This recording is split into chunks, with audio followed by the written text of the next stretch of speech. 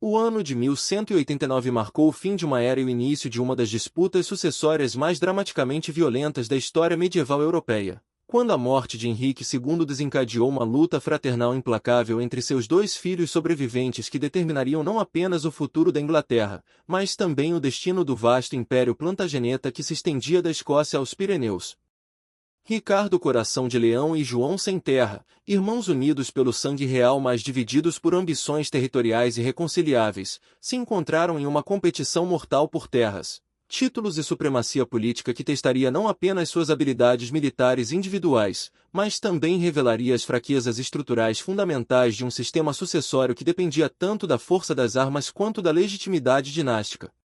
A resolução deste conflito através da demonstração brutal de superioridade militar estabeleceria precedentes duradouros sobre como disputas reais seriam resolvidas na Europa medieval e definiria o caráter do reinado de um dos monarcas mais lendários da história inglesa. Não se esqueça de se inscrever no nosso canal e dar um like neste vídeo se você está curtindo esta épica história de guerra, ambição e poder real medieval.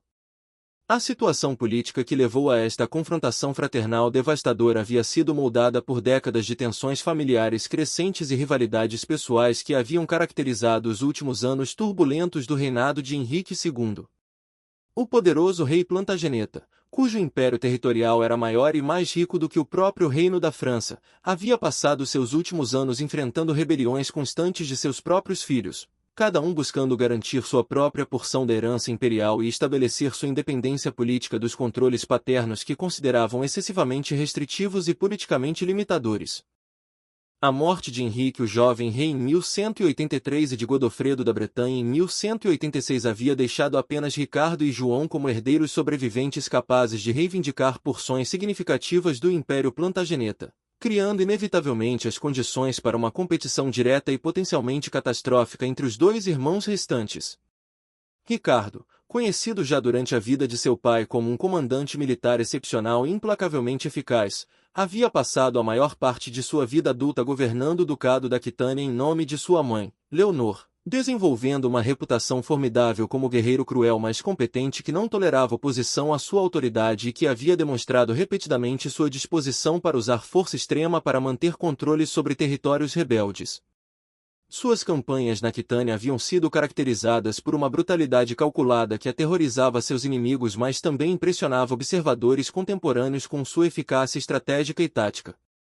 Ricardo havia provado ser não apenas um soldado corajoso disposto a liderar pessoalmente suas tropas em batalha, mas também um estrategista sofisticado capaz de planejar e executar campanhas complexas que combinavam cercos prolongados com ataques relâmpago que devastavam a resistência inimiga. As habilidades militares de Ricardo não eram meramente resultado de talento natural, mas produto de décadas de experiência prática em combate real contra inimigos determinados e bem equipados. Durante suas campanhas na Aquitânia, ele havia enfrentado castelos fortemente defendidos, exércitos profissionais bem treinados e comandantes experientes que testaram suas capacidades táticas e estratégicas até os limites. Estas experiências haviam transformado Ricardo de um jovem nobre com ambições militares em um general genuinamente competente cujas inovações em cerco e guerra de campanha eram estudadas e imitadas por outros comandantes europeus. Sua reputação se estendia muito além das fronteiras do Império Plantageneta, chegando até as cortes de Constantinopla e Jerusalém, onde seus feitos militares eram discutidos e respeitados por guerreiros que haviam enfrentado os melhores comandantes muçulmanos de sua época. João, por outro lado, era uma figura muito mais controversa e politicamente ambígua cujas qualidades como líder militar e administrador real permaneciam largamente não testadas no momento da morte de seu pai. Como o filho mais novo de Henrique II, João havia recebido o apelido cruel de Sem Terra porque inicialmente não havia recebido territórios substanciais para governar, uma situação que havia criado ressentimento duradouro e ambição política desesperada que motivaram muito de suas ações subsequentes.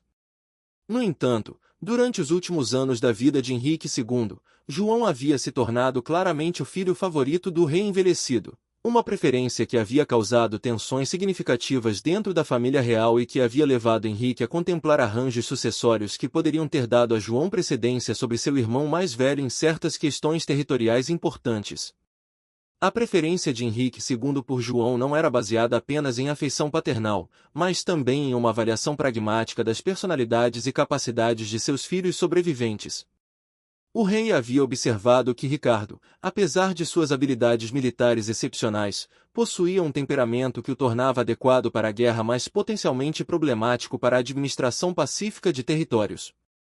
João, por outro lado, demonstrava habilidades administrativas e diplomáticas que sugeriam que poderia ser mais eficaz em manter a estabilidade interna e gerenciar as complexidades políticas de governar um império multiétnico e geograficamente disperso.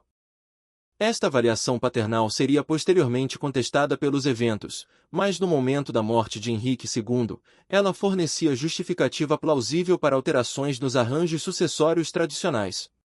A morte de Henrique II em julho de 1189, após uma doença relativamente breve que havia sido exacerbada pelo estresse de conflitos familiares contínuos e pressões políticas crescentes de inimigos externos, criou imediatamente um vácuo de poder que ambos os irmãos se moveram rapidamente para preencher de acordo com suas respectivas vantagens e recursos políticos disponíveis. Ricardo, que havia se reconciliado com seu pai pouco antes da morte do rei e que havia demonstrado sua lealdade renovada participando em campanhas conjuntas contra inimigos comuns, estava estrategicamente bem posicionado para reivindicar a sucessão principal como o filho sobrevivente mais velho e herdeiro aparente tradicional de acordo com as práticas sucessórias normais da época medieval. O momento da morte de Henrique II foi particularmente significativo porque ocorreu durante um período de tensão militar crescente com a França e instabilidade política interna que exigia liderança forte e decisiva. A situação estratégica do Império Plantageneta era complicada por ameaças simultâneas em múltiplas fronteiras, incluindo pressão francesa nos territórios continentais, inquietação nas fronteiras galesas e escocesas, e descontentamento crescente entre a nobreza inglesa devido aos custos financeiros das campanhas militares contínuas. Estas circunstâncias criaram uma situação onde a sucessão não poderia ser determinada puramente por precedente legal, mas exigiria demonstração prática de capacidade para lidar com desafios militares e políticos imediatos. No entanto, a situação sucessória era complicada significativamente pelo fato de que Henrique II havia passado seus últimos anos favorecendo abertamente João e contemplando arranjos que poderiam ter alterado a ordem sucessória tradicional em favor de seu filho mais novo. Estas intenções paternas, embora nunca formalmente implementadas através de documentos legais vinculativos ou declarações públicas oficiais, criaram suficiente ambiguidade sobre a vontade verdadeira de Henrique II para fornecer a João justificativa plausível para contestar a sucessão automática de Ricardo e reivindicar uma porção maior da herança imperial do que seria normalmente esperado para um filho mais novo. A ambiguidade sobre as intenções sucessórias de Henrique II foi exacerbada pelo fato de que o rei havia morrido sem fazer uma declaração final clara sobre a distribuição de seus territórios entre seus filhos sobreviventes. Diferentes fontes contemporâneas forneceram relatos contraditórios das últimas palavras e desejos do rei, com alguns cronistas afirmando que ele havia reafirmado os direitos sucessórios tradicionais de Ricardo, enquanto outros sugeriam que ele havia expressado preferência por arranjos que favoreceriam João.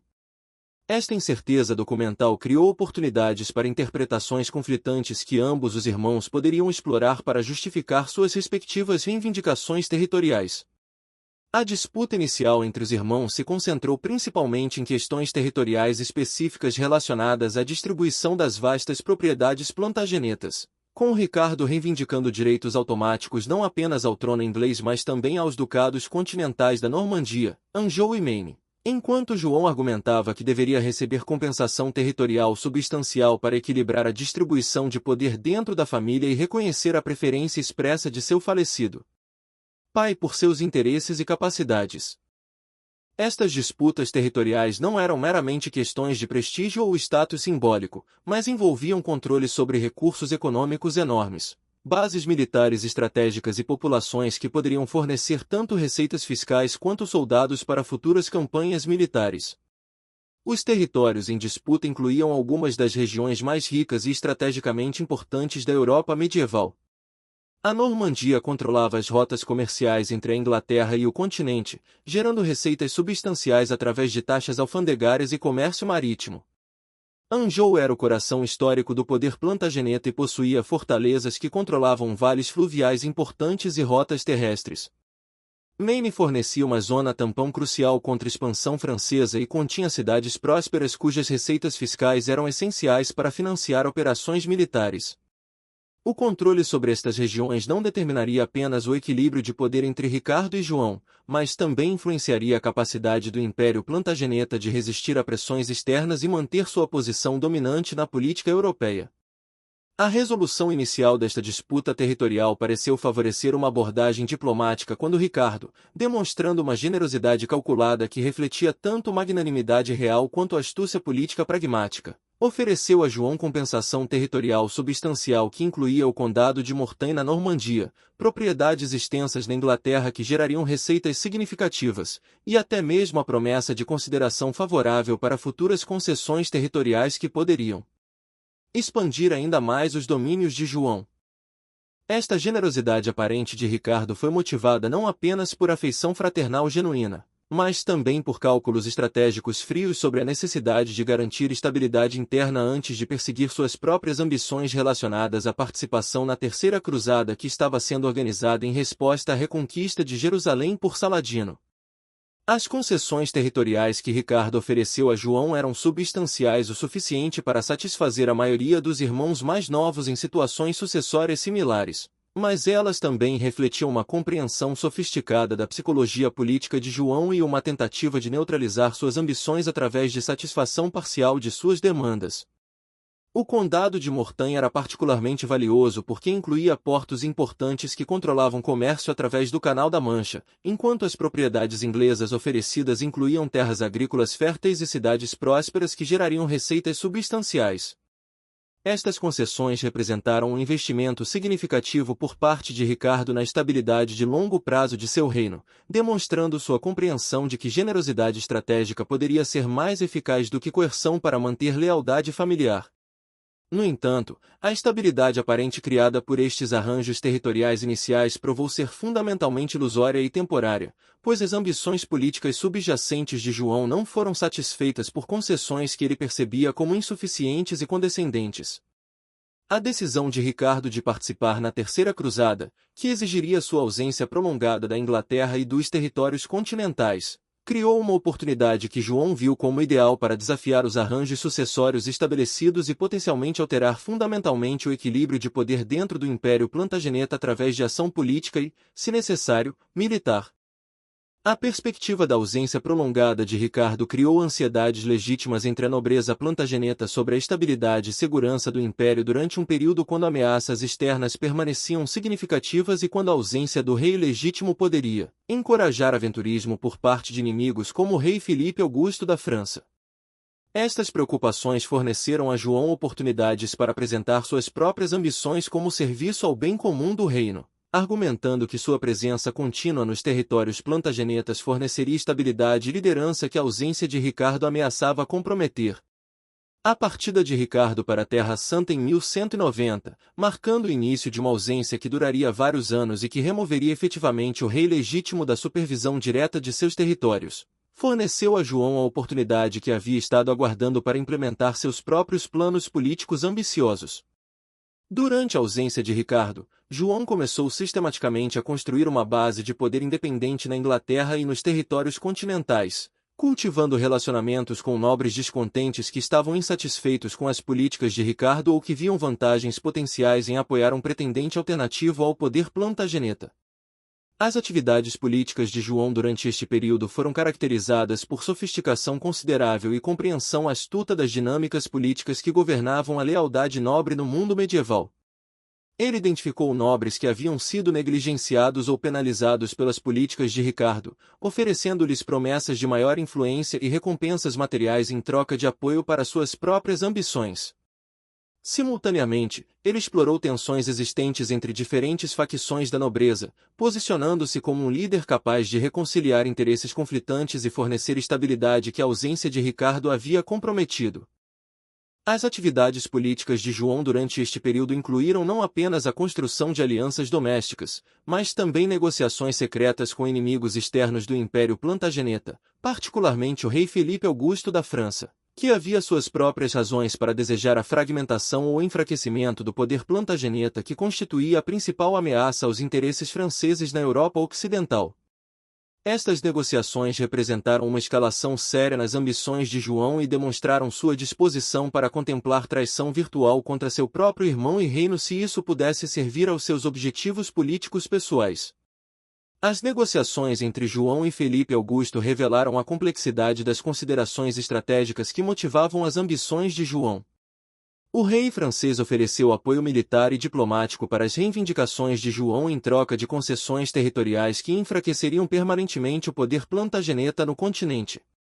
Estas negociações demonstraram que João estava disposto a sacrificar interesses dinásticos de longo prazo por vantagens políticas imediatas, uma decisão que revelou tanto sua ambição desesperada quanto sua compreensão limitada das implicações estratégicas de suas ações.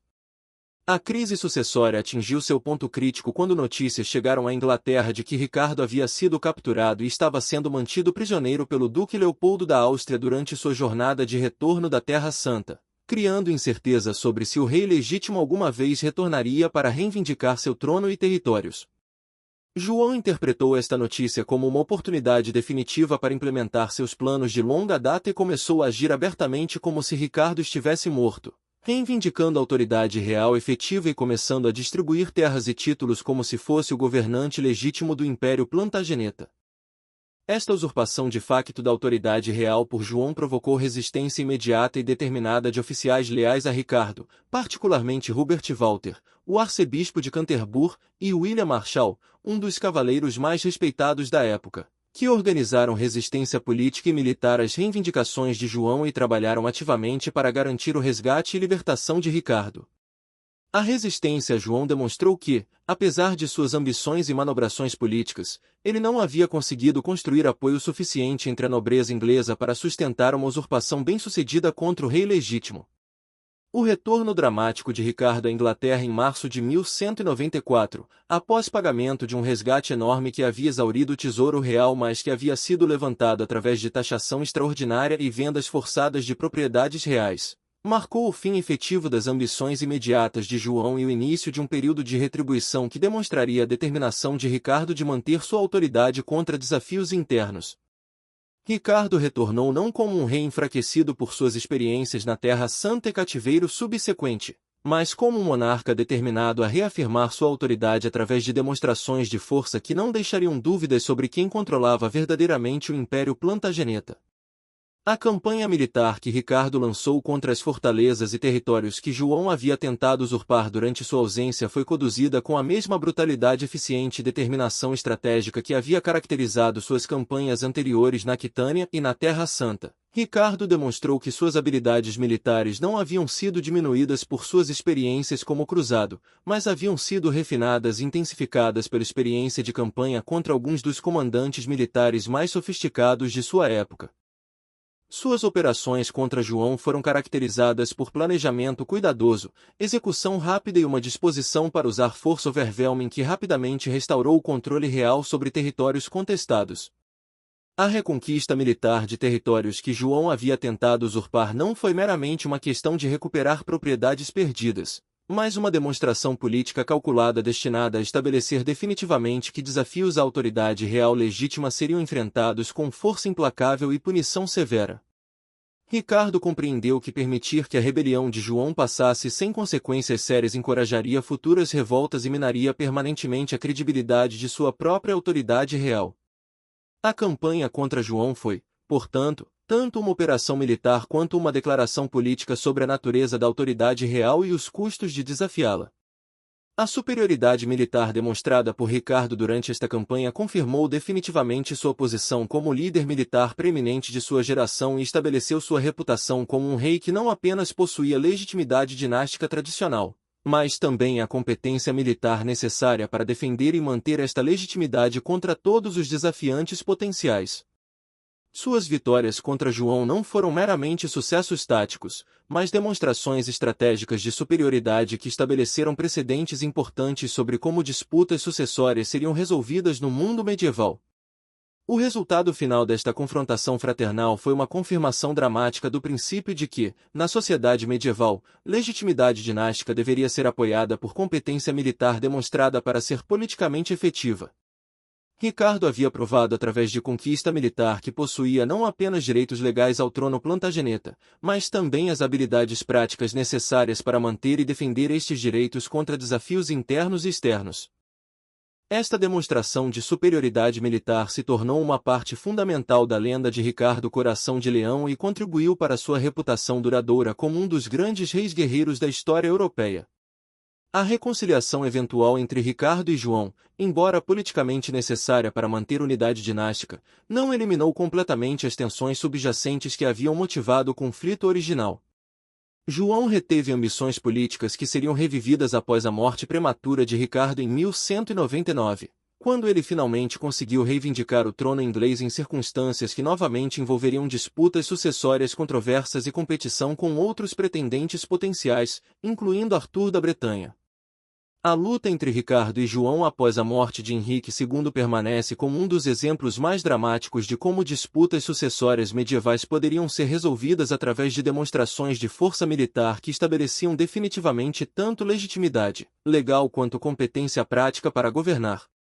A vitória de Ricardo confirmou o princípio medieval fundamental de que direitos dinásticos deveriam ser apoiados por habilidade demonstrada para defendê-los, criando precedentes que influenciariam disputas sucessórias subsequentes em toda a Europa e estabelecendo padrões para liderança real que combinavam legitimidade tradicional com competência militar demonstrada.